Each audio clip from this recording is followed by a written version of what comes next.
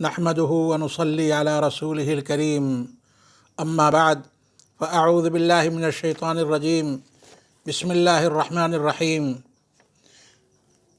كلوا واشربوا ولا تسرفوا إنه لا يحب المسرفين ويقول الله عز وجل إن المبذرين كانوا إخوان الشياطين۔ محترم بزرگوں اور دوستو، پردہ نشین خواتینوں، اللہ تعالیٰ اس آیت میں ارشاد فرماتے ہیں کہ اے میرے بندو، کھاؤ پیو اور حد سے زیادہ خرچ نہ کرو کہ بے شک وہ بیجا خرچ کرنے والوں کو پسند نہیں فرماتا۔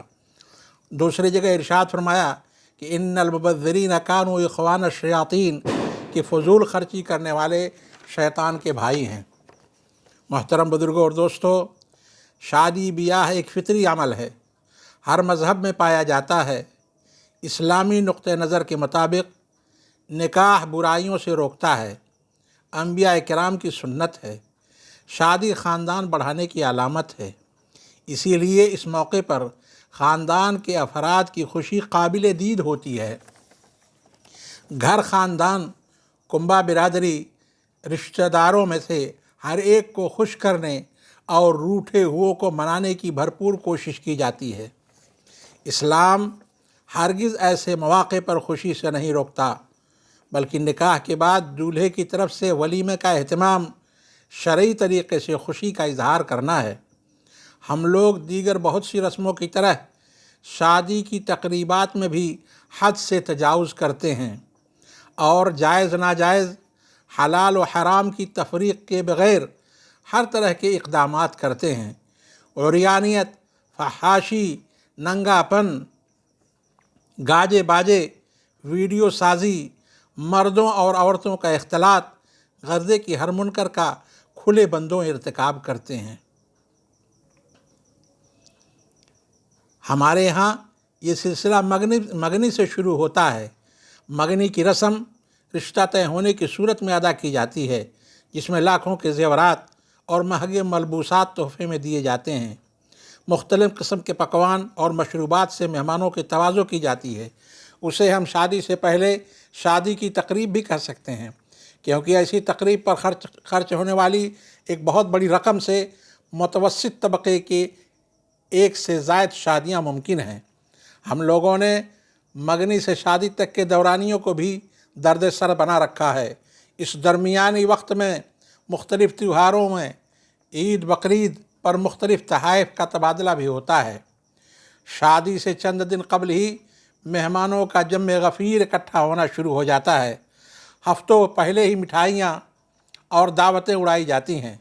مہندی کی رسم میں لاکھوں روپے اسٹیج کی تزئین و آرائش میں صرف کیے جاتے ہیں۔ مہنگے ترین ملبوسات پہنے جاتے ہیں۔ مختلف اقسام کے مہنگے پکوانوں سے مہمانوں کی توازو کی جاتی ہے۔ آتش بازی، پٹاخوں کا اہتمام کیا جاتا ہے۔ بہت سے معززین شراب و شباب اور رقص و سرور اور ڈی جے کی محفلیں ترتیب دیتے ہیں۔ ایسی پرکشش محفلوں میں خاص مہمانوں کی خاص قسم کی کرنسیوں سے توازو بھی کی جاتی ہے۔ نکاح یعنی بارات والے دن بھی روپے اور دیگر کرنسیوں کا مظاہرہ پوری آب و تاب سے کیا جاتا ہے۔ آتش بازی کی جاتی ہے۔ لڑکی والوں کی طرف سے ہزاروں کی تعداد میں مہمانوں کے جم غفیر کی بکرے، مچھلی اور دیگر مہنگے پکوانوں سے توازو کی جاتی ہے، صرف اس ڈر سے کہ لڑکی کے سسرال والے اسے طعنہ نہ دیں۔ لمبی چوڑی بارات، جس کی شریعت میں کوئی گنجائش نہیں، اس کی اچھے سے اچھے شادی حال میں ضیافت کی جاتی ہے۔ دولہے کو مہنگی موٹر کار، زیورات اور دیگر تحائف سے نوازا جاتا ہے۔ لڑکی والوں کی طرف سے ولیمے پر پوری شان و شوکت کا مظاہرہ کیا جاتا ہے۔ ان تقریبات کی آڑ میں تقریباً 25 سے 30% کھانے کا ضیاع ہوتا ہے۔ کئی دنوں تک اس کی تشہیر کی جاتی ہے، باقاعدہ داد بھی وصول کی جاتی ہے۔ محترم بزرگوں اور دوستوں، دولت کی نمائش کے اس نہ رکنے والے سلسلے نے معاشرے کو جکڑ کر رکھ دیا ہے۔ بہت سے متوسط طبقے کے لوگ معاشرے کی اس غلط روایت کی نظر ہو رہے ہیں۔ نہ چاہتے ہوئے بھی ایسا کرنے پر مجبور ہیں۔ لوگوں کی زندگیاں اس جھوٹی شان و شوکت کی نظر ہو رہی ہیں۔ برادری اور انا لوگوں کو خوب آڑے ہاتھوں لے رہی ہے۔ زندگی بھر کی جمع پونجیاں بھی بچوں کی شادیوں کے لیے ناکافی ثابت ہو رہی ہیں۔ سود پر قرض لے کر شادیاں ہو رہی ہیں جو سراسر ناجائز اور حرام ہے۔ معاشرے میں دکھاوے کی فضا بہت سے مجبور والدین کو آگ کی لپیٹ میں جھونک رہی ہے، جو نفرت اور نفسیاتی بیماریوں کو جنم دے کر معاشرے میں برائی کا سبب بن رہی ہے۔ بہت سی شادیاں ان فضول خرچیوں، جھوٹی انا اور رسموں کی وجہ سے رکی ہوئی ہیں۔ لڑکیوں اور لڑکوں کی جوانی مدھم ہو رہی ہے، برائیاں جنم لے رہی ہیں۔ ناجائز تعلقات، زناکاری، نشہ کی لت انہی ناجائز رسموں کا نتیجہ ہے۔ ہمیں خوشیاں ضرور منانی چاہیے، لیکن خیال کرنا چاہیے کہ کہیں حد سے تجاوز نہ ہو اور ہمارا خدا ہم سے ناراض نہ ہو۔ متوسط طبقے کو اپنی چادر دیکھ کر پاؤں پھیلانے چاہیے، اعتدال اور میانہ روی کا راستہ اپنانا چاہیے۔ اسلام بھی میانہ روی کا درس دیتا ہے، چنانچہ ارشاد باری ہے کہ کھاؤ پیو اور حد سے تجاوز خرچ نہ کرو، کہ بے شک وہ بیجا خرچ کرنے والوں کو پسند نہیں فرماتا۔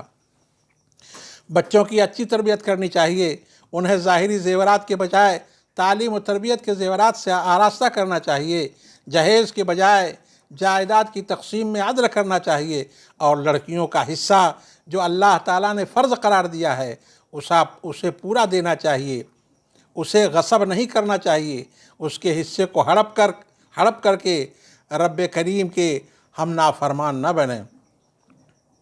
معاشرے میں تعلیم یافتہ دیندار لوگوں سے عاجزانہ درخواست ہے کہ شادی بیاہ اور دیگر رسومات پر ہونے والی فضول خرچیوں پر قابو پانے کے لیے ٹھوس اقدامات کریں۔ یہ بھی مہنگائی سے پسی عوام کے لیے کسی بڑے ریلیف سے کم نہیں ہوگا، جس سے معاشرے میں توازن قائم ہوگا اور لوگوں کی پریشانیاں کم ہوں گی۔ ذرا سوچئے اور یہ عہد کیجئے کہ انشاءاللہ شادیوں کو شادی کریں گے اور کسی ایسی شادی میں شریک نہ ہوں گے جس میں ناجائز اور حرام کام ہوتے ہوں اور ہمارا خدا ہم سے ناراض ہوتا ہو۔ وآخر دعوانا الحمدللہ رب العالمین۔